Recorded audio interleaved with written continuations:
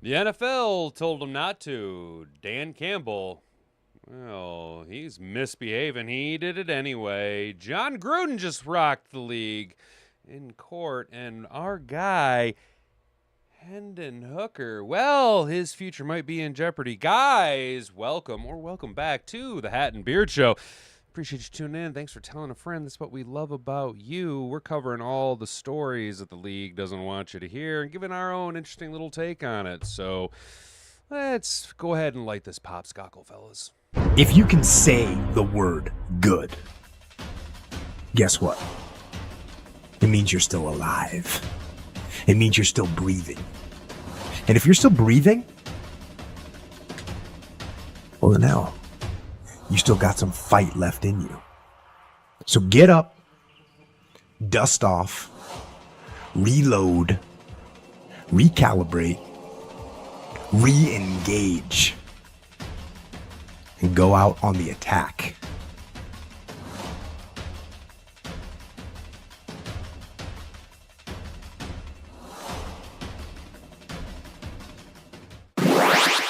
All right, guys, welcome back to the show. We've got a full docket of stuff to cover today. We're going to be talking about Jon Gruden winning his case in Nevada against the NFL, Dan Campbell, and Raheem Morris. Well, teacher said not to, but they did it anyway.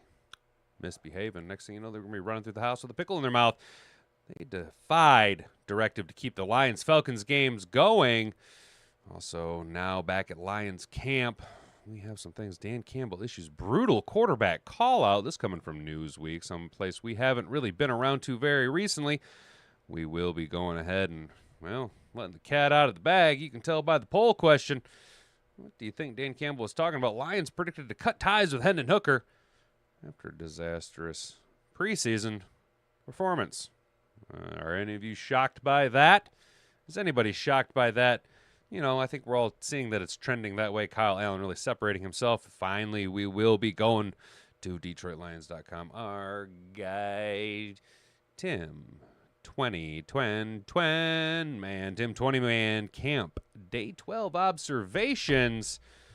Got all of the news and notes that we like to see. Guys, real quick, though, I'd like to point out we do have a link down in the description below. This was pointed out to us by our friend of the channel, Mr. Brent DeWitt. Shout out Brent and all the work that you do over here at Roar, the Lions UK. You see, when our guy says one pride worldwide, well, Brent means it. And there is a contingent of Lions fans over in the UK, so check out the YouTube channel, Roar of the Lions UK. They're going to be doing a 24-hour charity live stream. Okay, so not only do I have their channel linked down, I'm going to go ahead and subscribe right now and smash like.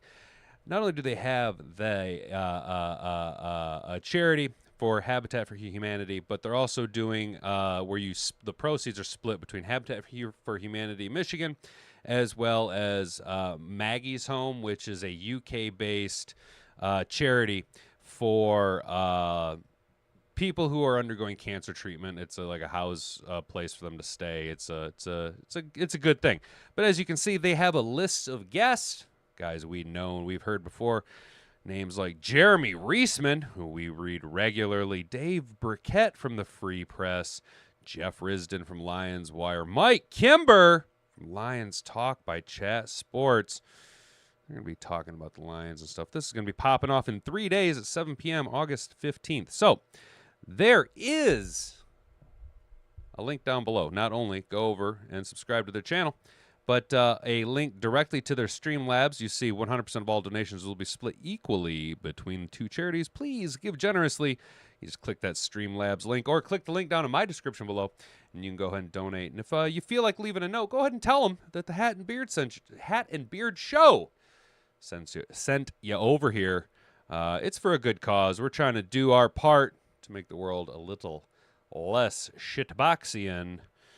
Yeah, all right, so go ahead and ring all my bells and poke my buttons. Assault the like button, hit it with 2 pieces and a biscuit on your way over to the subscribe button, where you're going to subscribe to the channel if you're new here.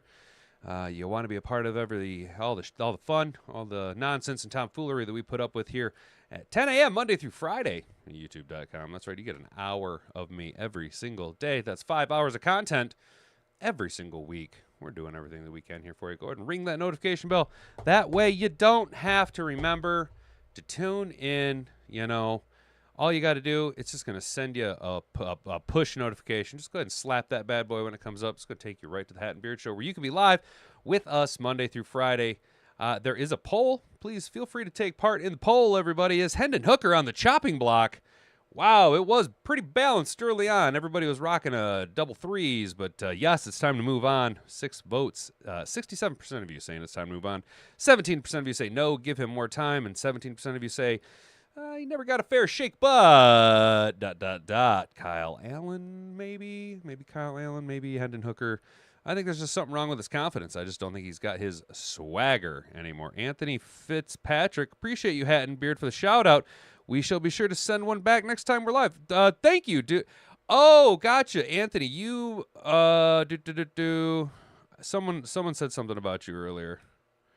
Who's Anthony's? Okay, so Mr. Detroit City, Anthony, you must be the guy that runs Roar of the Lions UK. Shout out, brother, all the way across the pond. You're on the wrong side of the pond, and you know, dude, if you ever want to come over here, the old free states of the United States, brother. Come hang out, dude. Come hang out, dude. But shout out you and all that you guys do. I think it's pretty awesome that you're willing to help out, you know, charities over here in Michigan, dude. You guys got your own stuff going on over there in the UK. That's pretty big of you to remember us little old Michiganders over here, bud. So go over to their channel, support the charity that they're doing. It's pretty awesome stuff, guys. Good. So, and share. Yeah, share this around with everybody. We're getting kind of out in the weeds. It's a little bit different of approach to the morning. We're trying things a little bit differently. I'm trying to be a little bit more professional for all of you guys. Trying to be a little bit more suave and smooth and succulent. Morning, Brent. What's going on, brother? How you doing, dude? I think it's awesome, y'all. Mr. Detroit City took the day off of work. He's got to do a bunch of yard work. Canceled work today to listen to Beard and help the old-timers get their yard back together. Hell yeah, brother. Yeah, AOC, she's not on the poll today, dude. She's been on the poll too many times this week, dude. She had to take a little breakaroo. Hey, make sure you aren't on Top Chatter today. Yeah, I got it on live chat, Chase. Thank you, brother. I appreciate that. I do have it put on live chat, so I should be seeing everybody. You should be seeing everybody. I've even got it on all messages on my test screen, so I appreciate that, dude. Broski, shout out if you're here, so we're not missing you, dude. I'm trying to just making sure everybody's getting seen, getting heard. Morning, Sam. What's going on, dude? Good to see you here, dude. Glad you guys all made it, yo. All right, let's talk a little Jon Gruden. Let's talk a little national Lion news. Gosh, I got Lions on the brain. That's all I can think about is Lion. I'm gonna start calling us the Mad Matters. That feels like it fits for. I like that, dude. I like that. I figured you meant Mad Hatters, dude. I like that, Chase. I like that. You bunch of Mad Hatters. That's awesome. I like that, dude. All right, so nationally speaking, we're gonna tickle the bulls of the algorithm here, try and get a little bit of run in the national news media. Maybe some Vegas fans will come over, some Tampa fans will come over. Jon Gruden wins key ruling in Nevada case against the NFL. Let us not forget, Gruden left the Raiders in 2021. Why am I talking about this? Well, when we get to the back end of the article, there's a little picture there, and he kind of, look, all I'm saying is Jon Gruden kind of teases a little bit. He's leaving my balls a little Honolulu blue, if you know what I'm saying. Some things that get said. Former NFL head coach Jon Gruden was the beneficiary of a key ruling in his case against the league on Monday, as the Nevada Supreme Court determined that his case could proceed in court instead of arbitration. Gruden sued the NFL in 2021 after he parted ways with the Las Vegas Raiders when leaked emails revealed racist, sexist, and homophobic language. Ooh, scary words. Words are very scary. The former head coach and longtime football personality filed a lawsuit against the league and Commissioner Roger Goodell, alleging that a malicious and orchestrated campaign was used to destroy his career by leaking the emails. The leaked messages were from when he was an ESPN analyst and Monday Night Football broadcaster. The NFL appealed to Nevada's high court in 2022 after a judge in Las Vegas rejected the league's bid to dismiss Gruden's claim outright or to order the out-of-court talks through an arbitration proceeded that could be overseen by Goodell. Yes, that's not putting your thumb on the scale of justice at all, Mr. Roger Goodell. Now, Roger Goodell, we know you like to keep your dirty little dick beaters and strangle everything and have control over everything. That's why the NFL just got 10% stake in ESPN. We talked about this yesterday, so they can control the narrative. But this Nevada Supreme Court said, a no-no, Mr. Goodell. You keep those dirty little sausage fingers out of this situation. We're going to let Lady Justice try and run as blind as she can. On Monday, the Nevada Supreme Court ruled in a 5-2 decision that, quote, the arbitration clause in the NFL Constitution is unconscionable and does not apply to Gruden as a former employee. That's right, not anymore. He's no longer works for you. Those rules only apply to the people under your thumb. And Jon Gruden, well, he's independent. He's a mercenary out there. He's just freelancing it and freewheeling it. So, right there, Roger Goodell. Right there, brother. The NFL declined to comment on the ruling, according to the Associated Press. Gruden's lawyers applauded the ruling in a statement to Pro Football Talk.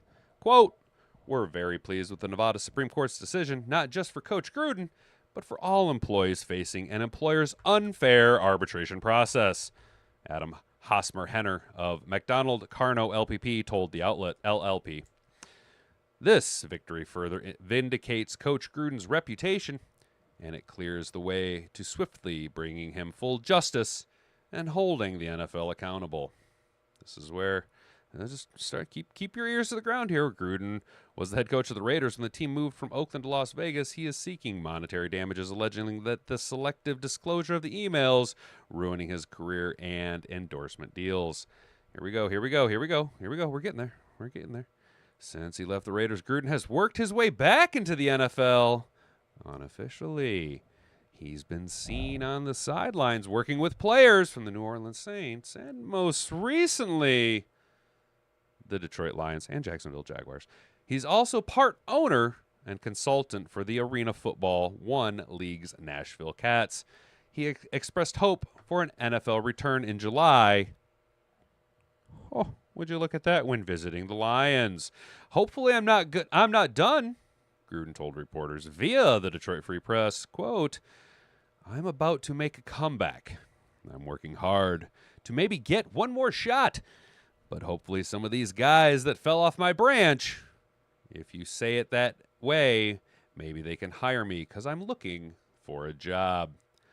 I don't care if I coach Jones Junior High, he added. I'm going to coach again. I'm still coaching.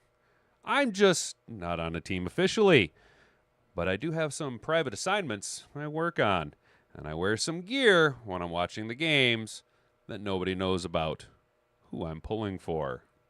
So what could this mean, boys and girls? Could this mean what Hat and Beard was hoping for this entire time? That hopefully to mitigate any hiccups, to steady the ship through some... You know what? Okay, think about it this way, boys and girls. All right, so sometimes when a large ocean vessel is going into port, right? Now, well, going or coming from port. Now, in the big waters of the ocean, you know what I'm saying? The 99% of the travel, the navigation, the captaining of the ship is done by the ship's captain. However, sometimes when you get into very specific ports, very specific situations, they bring on what's called a harbor pilot, I believe is what it's called.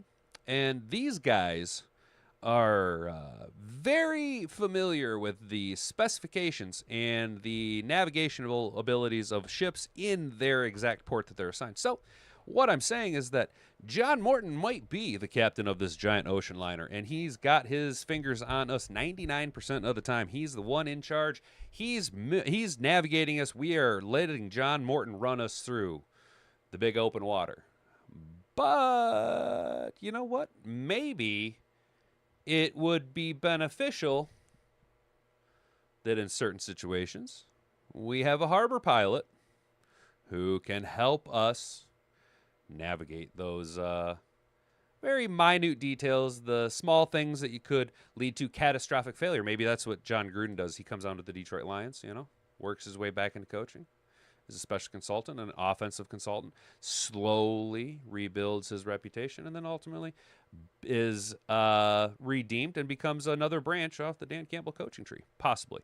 All I'm saying is that I would like to see Gruden brought into the Motor City as a special consultant, and I think that the comparison that I just made of ocean liner or ocean vessel captains versus harbor pilots is a pretty comparable one if you really think about it. You know what I'm saying? Now I realize it's a very obscure analogy, but it works for my brain. Hopefully it works for your brain. Did any of that make sense? We got Sam down in the chat. Hire Gruden for an offensive analyst. That's what I'm saying, brother. That's what I'm saying, Sam. Dude, you're picking up what I'm laying down. And, not for nothing. We're going to get a little gay with it. Doesn't Jon Gruden just look good in Lions gear? Doesn't it just accent his natural blue eyes and his blonde hair? Doesn't he just look in a natural setting in Honolulu blue and silver? I love it. I love it. I love the idea, says Brent DeWitt. Yeah, dude, it's the way to go. It's the way to go, dude. I think Jon Gruden's the way to go. Anthony Fitzgerald, you are awesome. Keep the great work. I love watching you when you make videos with Kimber and Coach Dan. Hell yeah, dude. Shout out Anthony Fitzpatrick, you guys. We're going to keep plugging. So what you got? What is it, a couple days here? When do you do this? When is the charity start? In 3 days. All right, so the 15th, that's so Wednesday, was that Friday?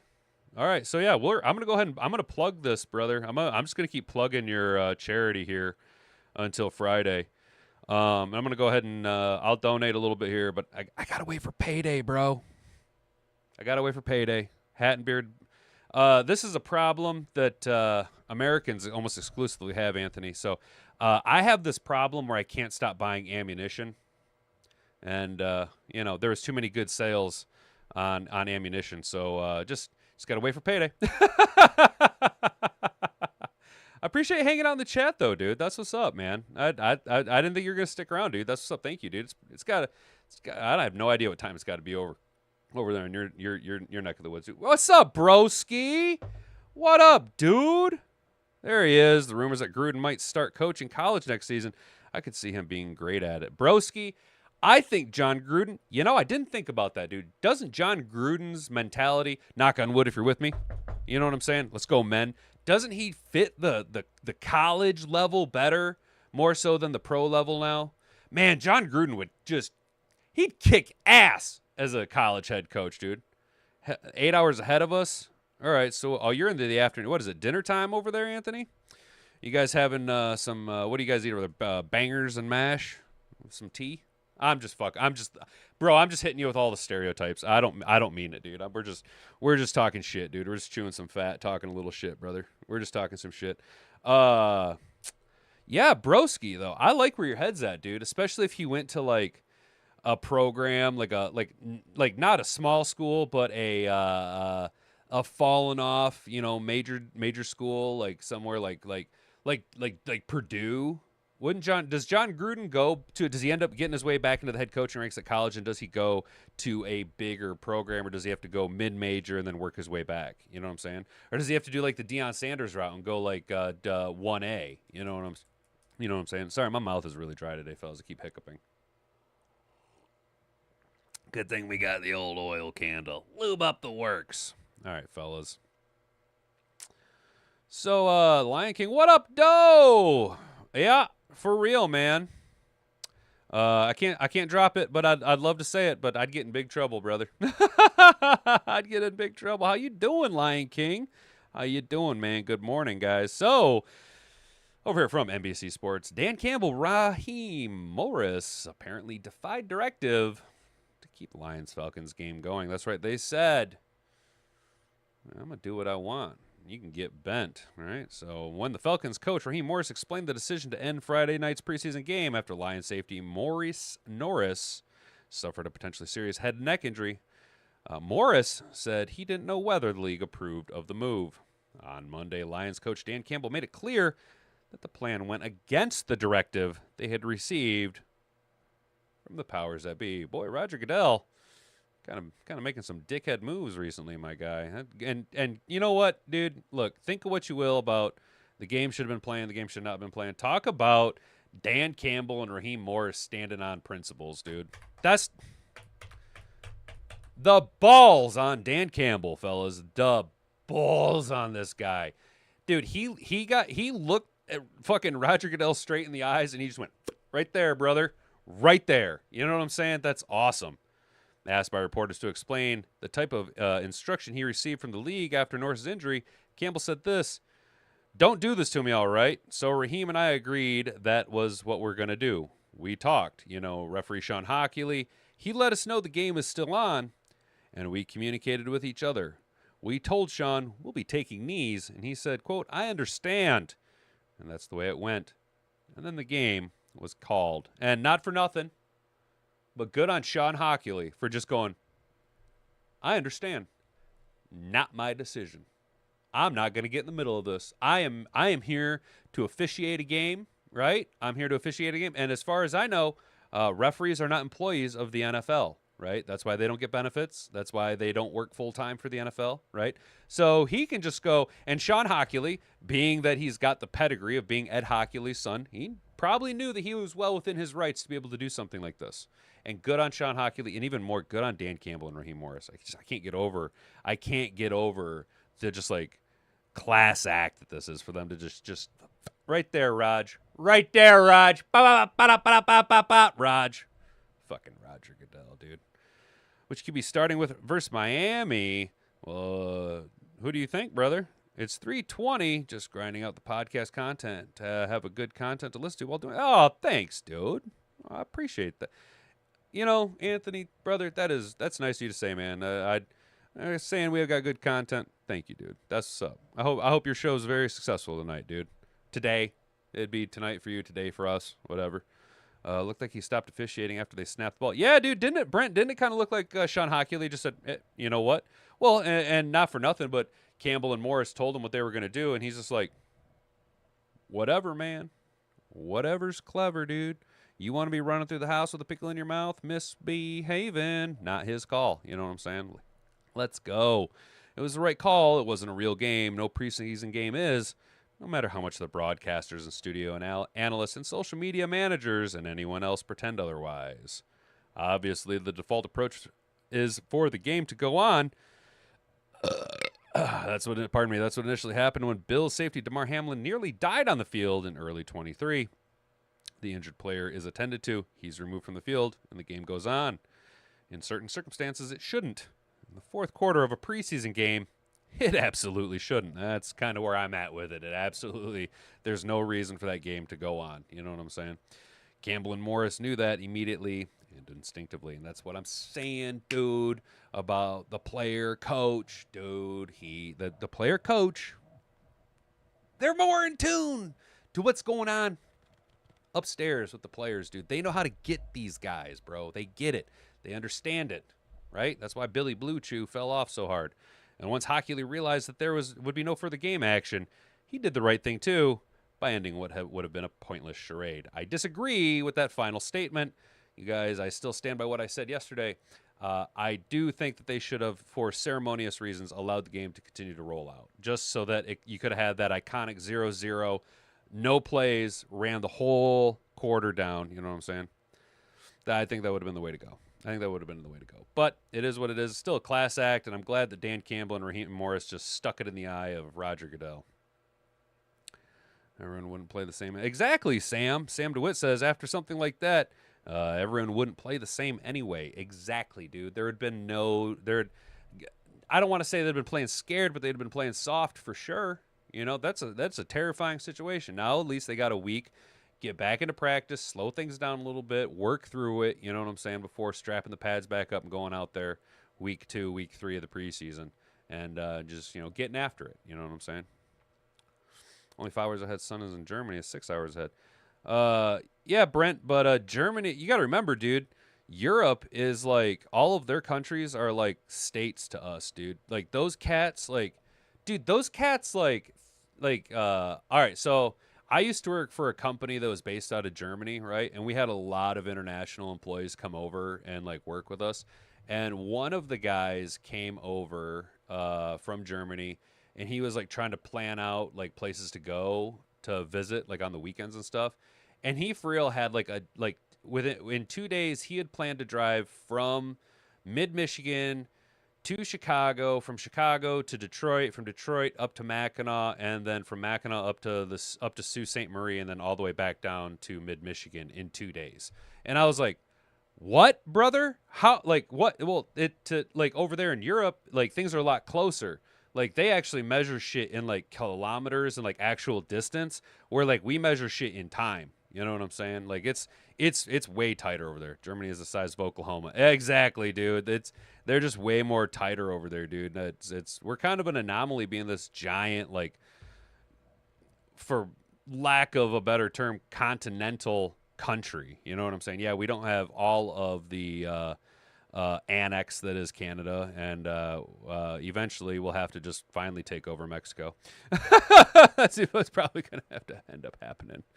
But whatever. We're not here to talk about that. We're here to talk about Detroit Lions. Dan Campbell issued brutal quarterback call out, and that has to deal with our poll. We got 9 of you checking in the poll.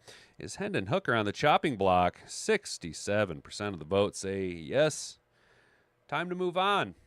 11% of you say never got a fair shake, but. And 22% of you say nope. No, it's not time. Give him more time. I think that it is time to move on from Hendon Hooker. I do not think that he necessarily got a fair shake, but he never earned that fair shake. I never seen enough out of him in any form of game, be it preseason or otherwise. Yes, he can look okay in pajama practices, but you just can't do it. Kyle Allen, on the other hand, yes, he has more game experience. He's been in the league a lot longer. He is a veteran at this point. Kyle Allen was able to show growth and development between weeks 1 and week 2, the Hall of Fame game, and week 1 of the preseason, and took significant steps forward, whereas Hendon Hooker not only stayed stationary in the race, but arguably took a step back. Yeah, he didn't turn the ball over through the air. He just couldn't keep his hands on the ball whenever he tuck and run. And look, dude, if you're going to tuck and run and pretend you're a running back. Quit with this Michael. You're not Michael Vick, dude. Quit Michael Vick in this shit out there hanging loose. You know what I mean? All right. Let's get into this article here, boys. Dan Campbell and the Detroit Lions have just one goal heading into the 2025 NFL season. They want to bring a championship home.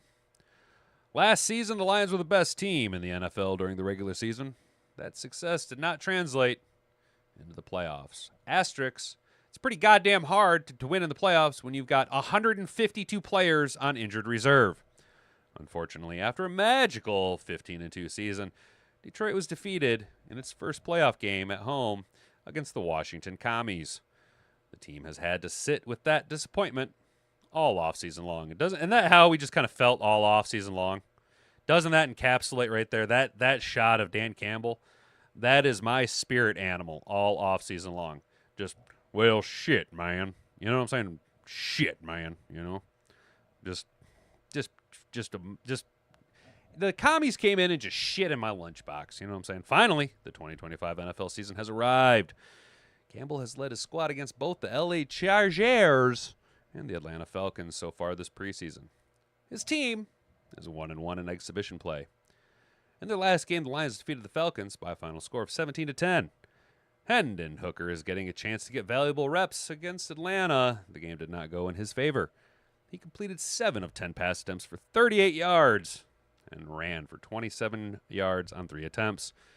But he also lost 2 fumbles. One of those was clearly his fault. The other one, bad offensive line play. But, brother, 7 of 10 for 38 yards? Who are you, Shedeur Sanders in college? Mr. Checkdown? It was ridiculous. At one point, Shane Zylstra had like 3 catches for 4 yards or some shit like that. It was ridiculous. Due to the 2 mistakes, Detroit pulled Hooker from the game early. Following the game, Campbell was clearly not happy with his third-year quarterback. He spoke out with very harsh take about Hooker, although no one can argue with what he had to say. Just turning the ball over. Because look, Hooker made some good throws before. He was doing some things but we've got to get more work taking care of the ball. If you decide you're a runner, you've got to tuck it away, man, like any runner does. 2 hands on the ball in the pocket when you go to step up. It's all the fundamentals that we talk about. We just need more work at that, and then he'll get to play. That is not a good sentence for him right there. It's all the fundamentals that we talk about, which means I am very frustrated with his inability to do what we talk about all the time. We tell him time after time after time in practice, you tuck that ball. You get both your dirty little dick beaters on that pigskin when you step up in the pocket. Quit fiddle fuck assing around. You are not Michael Vick. You're never going to be Michael Vick. Stop trying to be Michael Vick. We just need more work at the fundamentals. And then he'll get to play. When you got to learn to crawl before you can walk. Everybody else is running. Hendon Hooker, you still have your diaper on and you're crawling about the floor. Throughout his first 2 years with the Lions, Hooker has only played in 3 games. He has completed 6 of 9 passes for 62 yards. It would be even funnier if he had completed 6 of 9 passes for 69 yards. That would have just been the funniest troll of it all. At 27 years old, he's an interesting potential trade candidate for Detroit. However, he's also a solid backup behind Jared Goff. I say very shakedly in my voice. Campbell simply needs him to take better care of the football. Over the next 2 weeks, Hooker will look to work his way back into his head coach's good graces. In order to do that, he won't be able to keep making costly mistakes. Agreed. You need to work on the fundamentals that we talk about all the time. It's the fundamentals that we talk about. We just need to work at that, and then he'll get to play. That is Dan Campbell, not one to talk badly about his players. You can see the frustration saturated on every single one of those words. That is both the face of a man who had an off season that was marred by the black eye of going 15-2, a number 1 seed, and losing in your first round of the playoffs and the divisional round at home. Also, damn it, Hendon Hooker, get better at playing quarterback. You are not Michael Vick. Stop trying to be Michael Vick. Be more Peyton Manning, and then maybe you will have success. How's the chat doing down there? Hooker's anything but another young QB that Mark Brunell has failed to develop.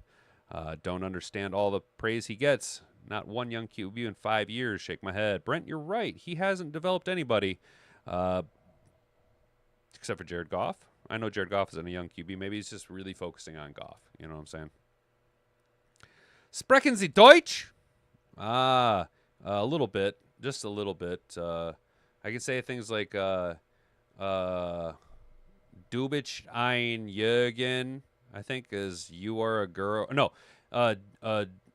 Du bist ein Mädchen, I think is you're a girl or you're a woman. And ich bin ein Mann, I think is how, I'm not exactly sure. Or it could Mr. Gorbachev, what is it? Ich bin ein Berliner. I am a jelly donut. Is it possible the brass might still keep Hooker for a third down QB run when you actually don't cut too many high picks? I can't think of any. Yeah, Lions, honestly, Hendon Hooker might just be that guy that is practice squad / that you can carry a third-string reserve QB into games. I think Hooker will probably just end up being that guy. At this point, I don't know if there's anyone who can really install the offense in quick enough. Sam Armstrong, they should have brought Perkins in for a workout. That's what I've been saying. You guys heard it here first. I've been saying it for a long time. Broski, he's not Mike Vick or Lamar Jackson. He's not even Bustin Fields. Play QB, stop running. Yes, dude, and taking all the hits. Shout out Brent DeWitt, dude. Remember we were talking about Broski nailed it, dude. We said we needed Hooker to slide, and he can't slide. He can't figure it out, dude. He's not even Bustin Fields, dude. So Hendon Hooker needs to try and play more like Peyton Manning and less like Michael Vick. I think he'll be a lot better. They should have brought in Perkins for a workout. Sam, dude, yeah, brother. They should have brought in Bryce Perkins. I mean, just to see what it doesn't hurt nothing to bring him in for a workout. You know what I'm saying? Lions predicted to cut ties with Hooker after disastrous preseason performance. Entering his third season in the NFL, the 2023 third-round quarterback Hendon Hooker might be on the chopping block. Hooker showed some flashes when he finally took the field in preseason. I got to pause this. It's lagging me down. In 2024, but those flashes were hardly enough to say the Tennessee product could keep the team afloat if JG16 were to get hurt. Knock on wood. Don't ever want Jared Goff to get hurt. Iron Man. He needs to start getting that Iron Man title. Then the Lions pretty much showed they agreed late in the season when the team signed Teddy Bridgewater to replace Hooker as the backup to Goff. Fast forward to 2025, and Hooker's coming off two lackluster performances for the Lions, 2 exhibition contests, with his showing on Friday night against the Atlanta Falcons being particularly bad. Hooker, who didn't lead a single scoring drive over his quarter plus of action, lost 2 fumbles, and the Lions pulled him from the contest early as a result. Meanwhile, Kyle Allen was impressive, with the veteran immediately leading the Lions on a touchdown drive upon entering the game and finishing with a pair of touchdown passes and a perfect passer rating. That could have changed, obviously, with only playing, 3/4 of a game. That is a little inflated, but in the action we did see out of Kyle Allen, he looked sharp. Okay, he looked like a reliable backup quarterback. In the latest 53-man roster, Pride of Detroit Jeremy Reisman and Eric Schlitt predicted Hooker would not make the cut to the 53-man roster. Kyle Allen's perfect QB rating for the Lions' win over the Falcons helped vault him ahead of Hooker in the QB2 battle, but with 2 preseason games remaining, there's still plenty of time for the competition to flip again. Hooker, arguably the most talented of the 2 quarterbacks, but he struggled to settle down his nerves and will need to stop turning the ball over if he hopes to have a chance to win the job, from Eric Schlitt. As Schlitt notes, Hooker still has 2 more preseason games to right the ship, but it's hard to have confidence in him being able to do that after what we've seen. That's exactly how I feel. I don't have confidence that he'll be able to do it. Unfortunately for the Lions, they no longer have Bridgewater card to play after he signed with the Tampa Bay Buccaneers. So it's Allen or Hooker in Detroit, and right now Allen looks to be in the driver's seat. Completely agree. I think we're all kind of in agreement there. I think we're all kind of, not all of us, but I think the majority of us. Based on the poll, 9 votes, 67% of you say it's time to move on from Hendon Hooker. Time to turn the keys to the backup car over to Kyle Allen. Let him do his thing. 67% of you saying Hendon Hooker is on the chopping block and it's time to move on. 22% of you say no, give him more time, and only 11% of you say never got a fair shake. But I don't think he ever got a fair shake, but he never earned that fair shake. And it's time to move on. It's time to allocate time, energy, resources into not Hendon Hooker. We can spend more time coaching up either another player or focusing our time developing another position group. Now we need to, maybe focus on the reserves of the offensive line based on how shittily they played against the Falcons and the injuries that are starting to rack up. The lack of QB instincts is the most disturbing thing about him. That, broski, you nailed it, brother. You absolutely nailed it. He just doesn't look like he knows what he's doing. There is no natural instinct to Hendon Hooker. If his first read is gone, I can't even say tucks and runs. He just runs, and he doesn't even slide. He makes all of the wrong decisions, and I just think that he's got broken confidence. Now, obviously, he has talent. He can throw the ball at an elite level. That's why he's in the NFL. He has athleticism. That's why he was a Heisman finalist until his knee injury, his final year in Tennessee. Maybe Hendon Hooker can go someplace else and, Kyle Shanahan can fix him or something like that. Or maybe he goes to Chicago because it kind of sounds like things aren't really so great in the quarterback room there. Ben Johnson seems to be struggling, or at least they seem to be struggling with Ben Johnson's offense. I don't know. I just don't think that the Hendon Hooker experiment here in Detroit has worked out the way that we want it to. He has lack of QB instincts. He can't tuck the ball around. Brent, dude, and that's what I've been saying, bro. Like, the skill set that Hendon Hooker has right now would be very high-end elite quarterback play at the UFL. And if there were to be obviously not the same amount, but a arguable amount of salary available to pay a guy like Hendon Hooker, He would benefit from being able to continue to play ball. The UFL would benefit from a massive uptick in quarterback talent. You know what I'm saying? He would be a huge step up over the majority of players in the UFL. Would that ever happen? Probably not. Could it happen? Well, anything could happen. Would I like to see it happen? Oh, fuck yeah, I'd like to see it happen. I'm a big UFL fan. I like having my methadone there during the spring to kind of get me through until training camp opens up. Does Hendon Hooker have an ego about him? Is he too inflated to take that type of career route? You know, there is a route to get back to the NFL via that direction. You know, that isn't a career ender. But it could be a mutually beneficial thing. The problem is that the UFL has seen such a drop-off in attendance viewership outside of the Michigan Panthers, who are going to be forced to move anyway. I don't know if the UFL is going to be a successful league. I don't know if we're going to be talking UFL football 3 years from now, if I'm being completely honest with you guys. I just don't think. Hooker will be flipping burgers at Five Guys soon. Yeah, that's what I was saying yesterday. Hendon Hooker, it's time to put the fries in the bag.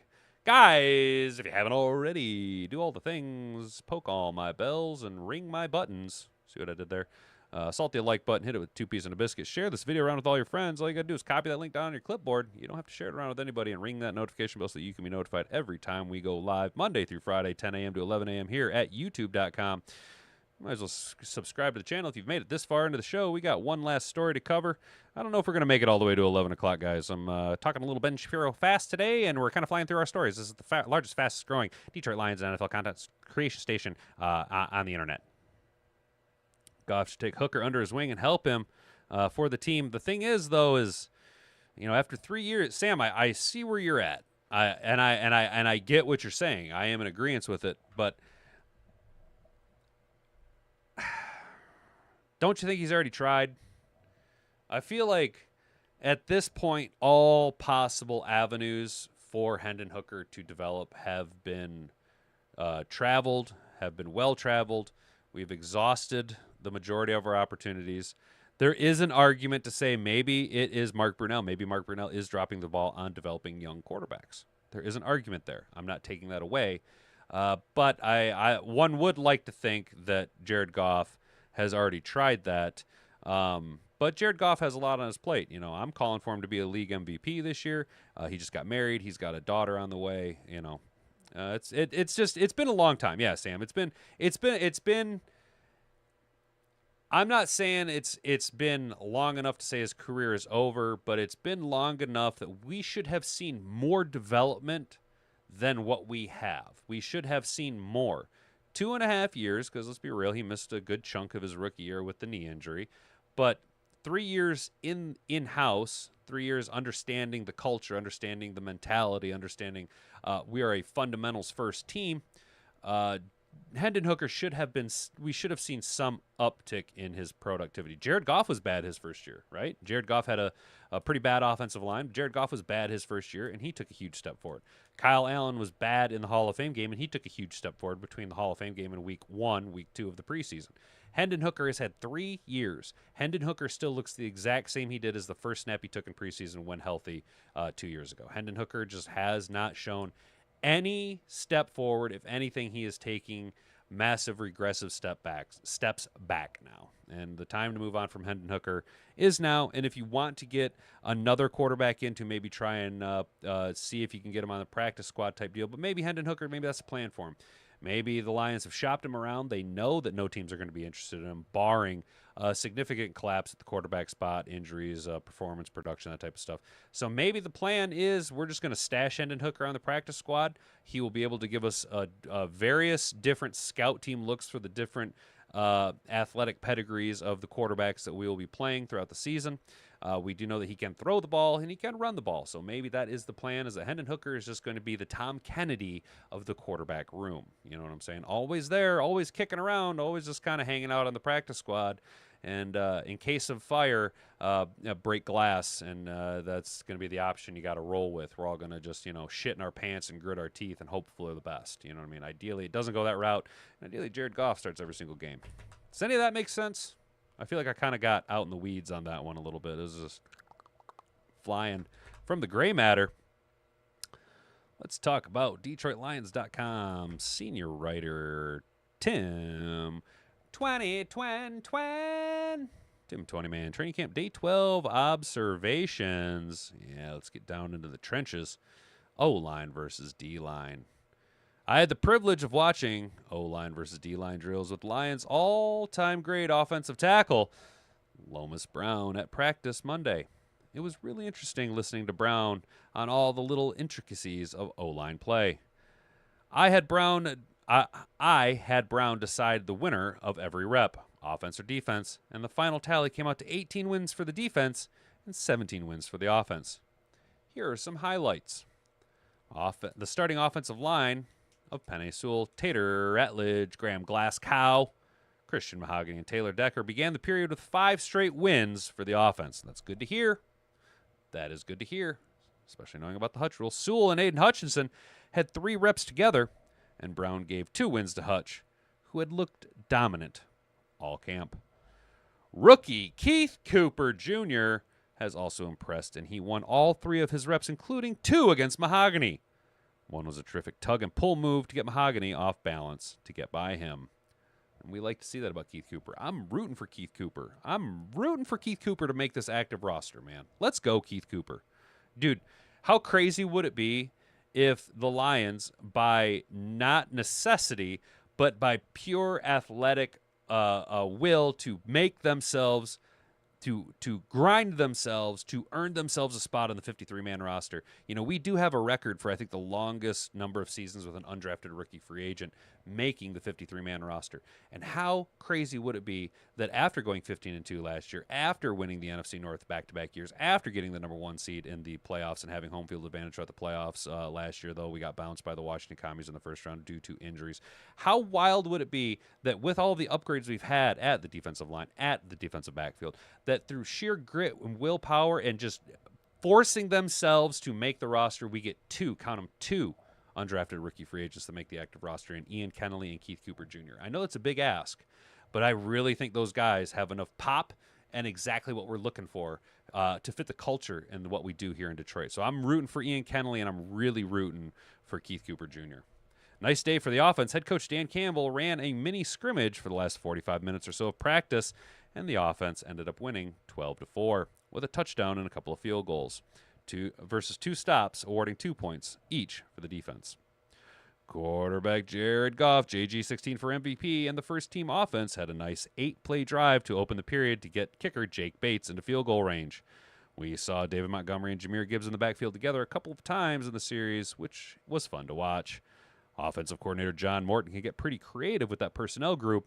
Wide receiver Jameson Williams had a nice touchdown catch on the 3rd series for the starting offense as he got behind safety Kirby Joseph, and Goff put a perfect ball right on him in the end zone. Kick return opportunity. One of the 4 players returning kickoffs Monday in team periods was veteran Khalif Raymond, who has consistently been one of the best punt returners in the league the last few years. Raymond has only returned 3 kickoffs in 4 years in Detroit. That's always perplexed me a little bit because of his speed and the fact that he's so dynamic in the open field. It was good to see him back there on Monday, and that is good. Khalif Raymond is one of those very shifty, very speedy guys when he gets in open field, and he's got a little bit of slip and a little bit of zip to him. You know what I'm saying? He can slip out of the hands of a defender, and he can zip right past him. You know, he got a little slip and a little zip. You know what I'm saying? Bates Day. Detroit's second-year kicker missed a couple of field goals and an extra point wide left during the scrimmage. Bates was perfect in the preseason game on Friday, making both his extra points and a 56-yard field goal. The offense could have really extended their lead over the defense in scrimmage had Bates added 7 more points to the total. Situational football. Campbell likes to put his players in tough situations throughout practice, and Monday had the offense trailing 24-21 with 58 seconds on the clock, with the ball at midfield and 2 timeouts. An incompletion to Gibbs and a short pass to wide receiver Amon-Ra St. Brown on a second down set up 3rd and 6 on the 44. Goff had an open tight end Sam Laporta down the left sideline on 3rd down, but overshot him. The offense went for it on 4th down, and an incompletion on a throw to Raymond gave the defense the win. Situation football number 2. Kyle Allen took all the second-team reps Monday, fresh off his terrific performance against the Falcons in the second preseason game last Friday. That's not a good sign for Hendon Hooker. That is a good sign for the Hat and Beard Show. Makes me feel much more comfortable that we're trending in the direction of Kyle Allen being the backup. He was given a situation where the offense was down 24-21 with 28 seconds left on their own 30-yard line with 3 timeouts. Allen was really good completing passes to wide receiver Jackson Meeks, who had 2 of them, and tight end Shane Zylstra using the sideline to stop the clock and mixing in timeouts along the way. He got Bates into field goal range, but it ended up being one of his missed to the left. Still, good job by Allen and the second-team offense navigating a tough situation. Catch of the day. The skill position players on offense and members of the back 7 on defense had a 2-on-2 pass coverage drill early in practice. Zylstra made a catch with linebacker Alex Anelzone, running step for step with him along the left sideline. Zylstra also made a few nice catches in team periods and is making a good case to be the number 3 tight end on the roster. Well, that and simply by being the last man standing, especially when Zach Horton makes that official transition to fullback. Yeah, Shane Zylstra, you're kind of going to just earn that spot by default since Kenny Yeboah is on IR. So hopefully you can be more than just a pass-catching third tight end, and maybe you can learn to get your ass in front of some people. I don't know, maybe open up some lanes. Injury update. Rookie edge rusher Ahmed Hassanin left practice early with a lower left leg injury. He was walking gingerly. Hopefully it's nothing to concern ourselves about. We got about 9 minutes left, guys. Let's go ahead and watch Dan Campbell talk about a few takeaways from the Falcons game. Oh, we got to watch an ad first. And I bet you there's going to be another ad after this. You know what I'm saying? Do you guys feel comfortable with Kyle Allen now getting the reps at the second-team offense and scrimmage and practices? I think that's a very good indicator of where the coach's headspace is at and where. Look, man, based on the comments we've seen from Dan Campbell, it's pretty much oopsie poopsie for Hendon Hooker. Gonna get this unmuted. Start with this. Obviously, Mo's back with us. He's doing well. You know, it's good to have him back, and Maurice Alexander. He's good. So obviously he's in concussion protocol. We're gonna take it nice and easy here, make sure he's good over the next call it 10 to 14 days and reassess. So that's good news. I thought overall we played better the other night. Our fundamentals were better. Our tackling was better. Overall, we took better care of the ball than we did week 1, but we've got a ways to go, and we got no takeaways. That's kind of back to the emphasis again. We got to secure the ball better. And we only lost 2, but really we had 4 out. We do need to get better at taking the ball away. There were some opportunities. We did get a lot better at pass rush. So when one excels, the other will follow suit. I'm not at all concerned with our lack of takeaways, especially with our second string and reserve defensive players. What I do like is that top to bottom, we are elevating at our reserve positions. Guys are playing at a higher level than guys we had on roster last year. And our defensive ends, especially our depth defensive ends, are starting to get a nice little push. I mean, I know it was against practice players or second stringers, but they look pretty good, all things considered. And then defensively, we've got to, it's got to show up. It's showing up in practice. We got to take it to the game, getting some of these balls out. So that's an emphasis. Yeah, get your balls out. Sudden change defense was awesome again. We were able to run the ball and shut down the run, so those are all keys to winning. Third down was good defensively. Third and fourth down, both on offense, was good. So anyway, we improved in a lot of areas, and we got to continue to improve. Questions? What do you think of the performance of Tyleek and Tate getting their first? Solid. And that was the point. Get them out there in the real game. So the reporter asked what Dan Campbell thought of the performance of our two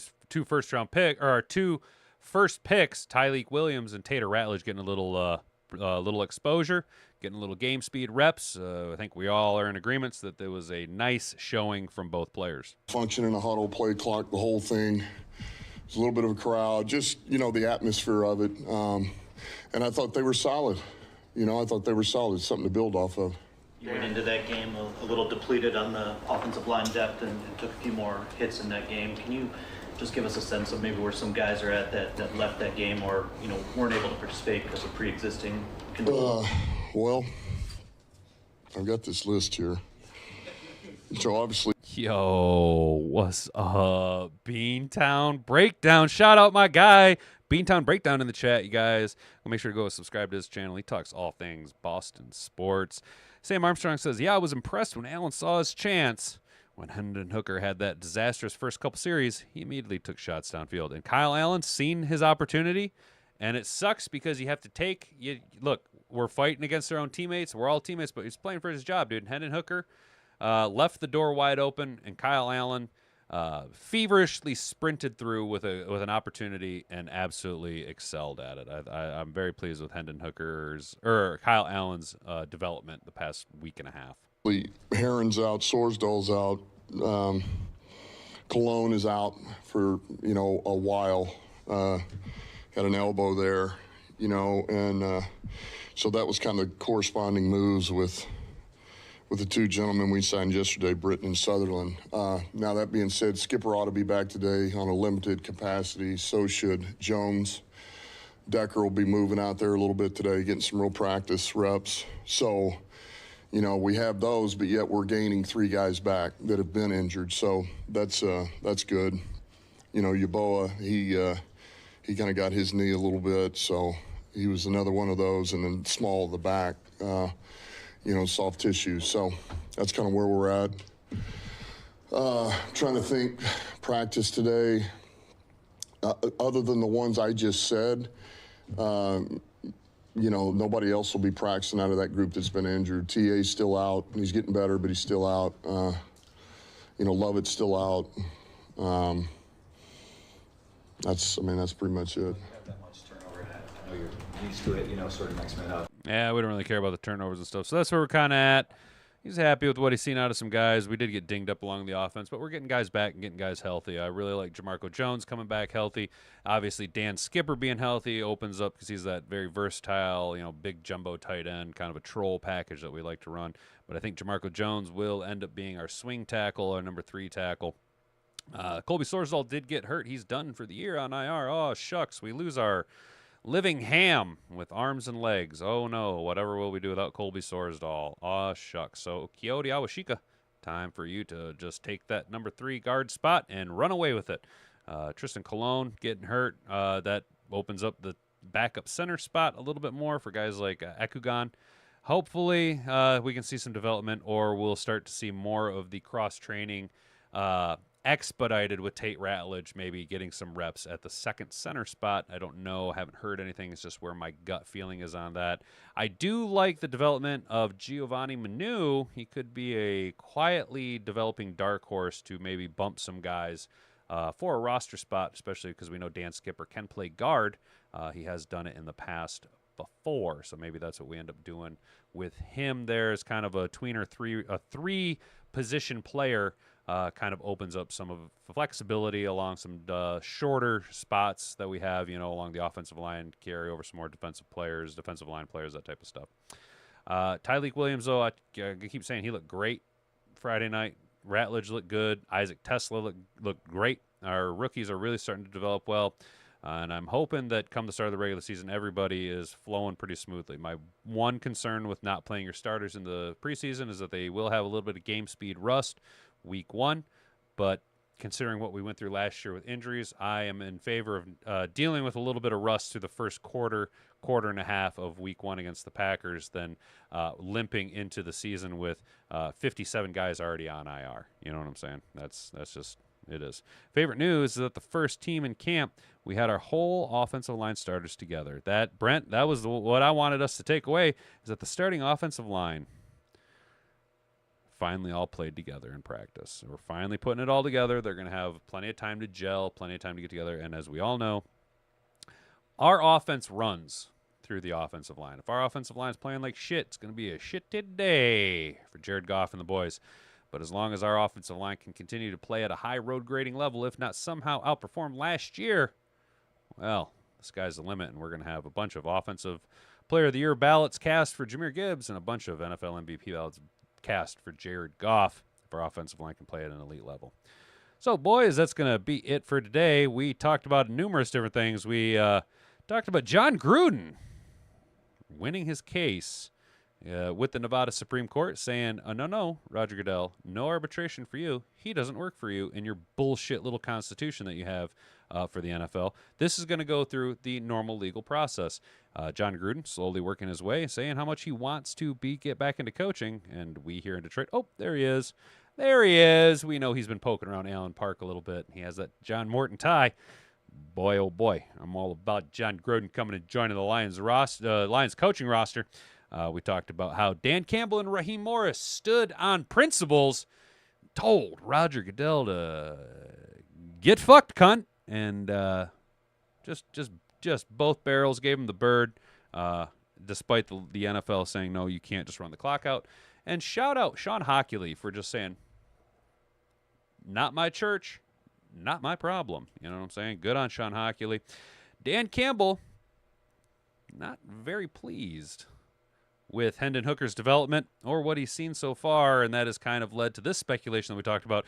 The Lions are predicted to cut ties with Hendon Hooker after disastrous preseason performance as well compounded. It's compound. Not only has Hendon Hooker played like shit, he hasn't developed at all in the 3 years he's been in Detroit, but Kyle Allen is just running away with that number 2 quarterback spot, and you hate to see it, but the reality is what the reality is, man. Hendon Hooker, you're just not cutting it. Time to shit or get off the pot. And then we wrapped up the show talking about day 12 camp observations from our guy Tim Twin man over at DetroitLions.com. He is the senior beat writer. Go ahead and replay this, those of you guys watching on replay, and goes ahead and break it down. We do have all links provided down below in the description, just so you guys are aware if you want to read it yourself.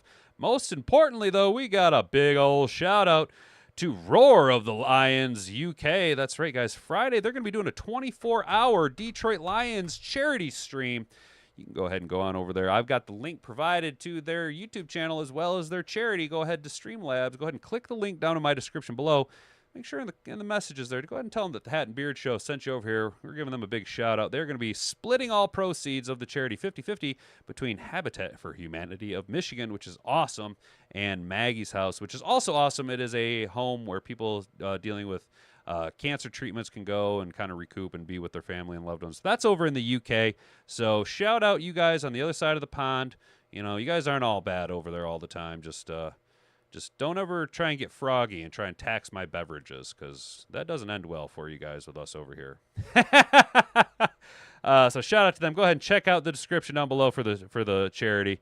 That's awesome that the guys are doing it. They got a bunch of wild guests. They got Jeremy Reisman. They got Mike Kimber.